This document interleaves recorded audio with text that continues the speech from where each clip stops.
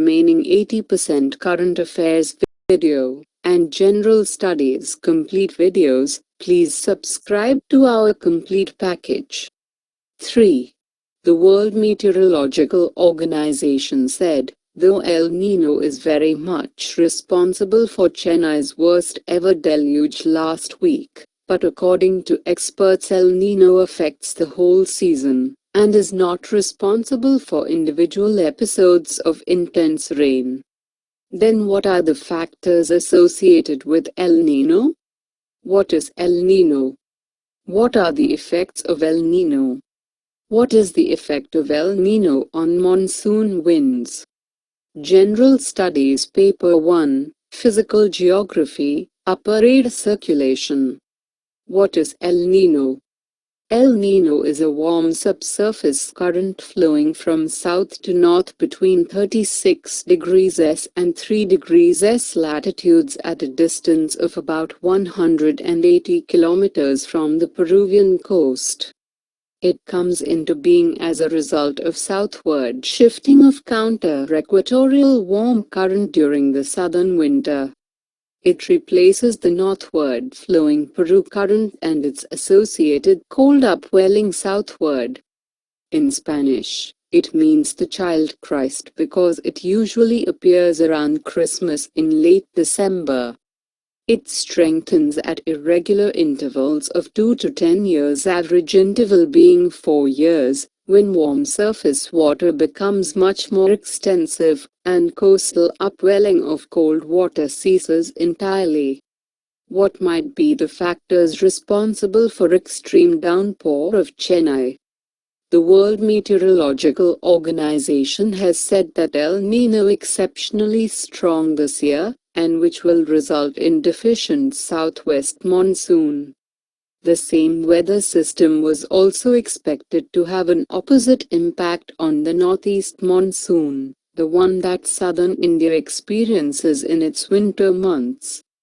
A positive Indian Ocean dipole, warmer sea temperatures in the western Indian Ocean, and a cooler eastern Indian Ocean kept ocean temperatures high in the South Bay of Bengal, resulting in strong weather systems in the South Andaman Sea. An individual episode of freak weather system like that on December 1st is a combination of several factors, and in every such episode, the combination changes. On December 1st, the lower level moisture supply was high and upper air evacuation of the moisture was also strong. We call this phenomenon upper air divergence, and the effect is that the cloud becomes very intense.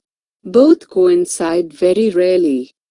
At the same time, 2015 is on course to being the hottest ever year recorded both globally, which is also a significant driver. One of the most confidently predicted consequences on warming land and oceans is an increase in evaporation that could provide more fuel for more intense rainstorms on land. Thus, Chennai's extreme rain phenomenon coincides above prediction. Global effects of El Nino. El Nino, which is stronger and warmer than normal, produces rain over the Atacama Desert from January to March. Along with rain, El Nino causes strong winds, tornadoes and typhoons. Strong winds accompany the heavy rainfall. As El Nino gains strength, upwelling of cold water is drastically reduced, which leads to disappearance of plankton. Most varieties of fishes depending on plankton for their food will be affected. El Nino raises temperature of oceanic water, which is always harmful for coral reefs and may detriment them. Coral reefs survive only if the temperature of water remains between 18 degrees Celsius and 30 degrees Celsius. Andaman and Nicobar Islands have lost their 50 to 70% of their corals due to bleaching caused by El Nino. El Nino of 1982-83 led to outbreak of encephalitis in eastern USA and bubonic plague in southwest USA. El Nino can affect the weather conditions of entire world. 4. Canada sends first consignment of uranium to India. When was India-Canada civil nuclear contract signed? What were the salient features of the contracts? Does India have uranium deals with other countries too? Why does India need uranium? Is uranium concentrate used directly in reactors? How much uranium does India produce? General Studies Paper 2, Bilateral Agreements, General Studies Paper 3, Energy Security of India. Why recently in news? Canada has sent the first uranium consignment of 250 tons to India for its nuclear power reactors, over 2 years after the civil nuclear deal signed between the two countries came into force.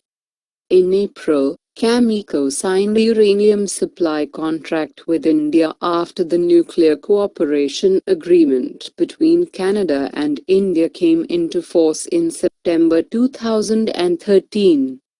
According to the Canadian government, the contract to supply 7.1 million pounds of uranium concentrate, about 2,730 tons uranium, to India's Department of Atomic Energy was worth around Canadian dollars 350 million, $262 million.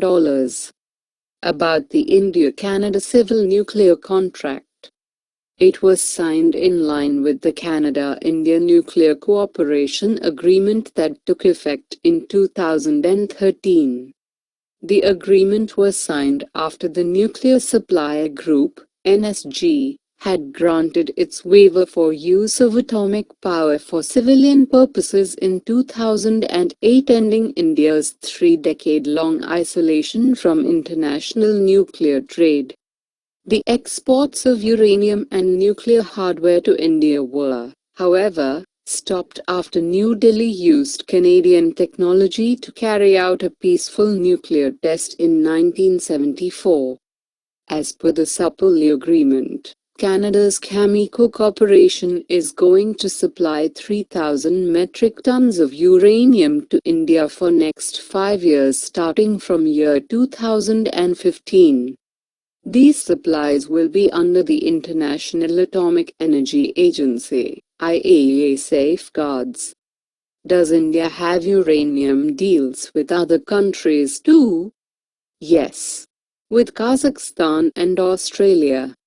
It imports around 40% of its requirement between 2008 and 2014. Imports of uranium totaled 4,458 metric tons, 2,058 metric ton of which came from Russia's Tver Corporation, 2,100 metric tons from NAK Kazatomprom of Kazakhstan, and 300 metric tons from Mereva of France. Why does India need uranium? India has 21 operational nuclear reactors and 6 under construction, which use uranium as fuel. The nuclear component of India's energy production is currently under 3% at 6,000 megawatts. By 2032, India expects to have 45,000 megawatts of nuclear capacity, provided it has assured uranium fuel supplies. At a press conference on Wednesday, Prime Minister Narendra Modi described uranium as not just a mineral but an article of faith for India and an effort to save the world from climate change. Is uranium concentrate used directly in reactors? No. Uranium is a naturally occurring element in the Earth's crust, and mining takes place in locations where it is naturally concentrated. To make nuclear fuel, Uranium extracted from mines is first stored as uranium oxide concentrate, a bright yellow substance sometimes referred to as yellow cake, which is then enriched into uranium-235 isotope, before being made into pellets that are loaded into the nuclear fuel assembly. How much uranium does India produce? The government does not release data on local uranium production, but it is estimated to be around 350-400 metric tons. Total Indian reserves are estimated at 181,600 metric tons, mainly in Andhra Pradesh, Jharkhand, and Meghalaya.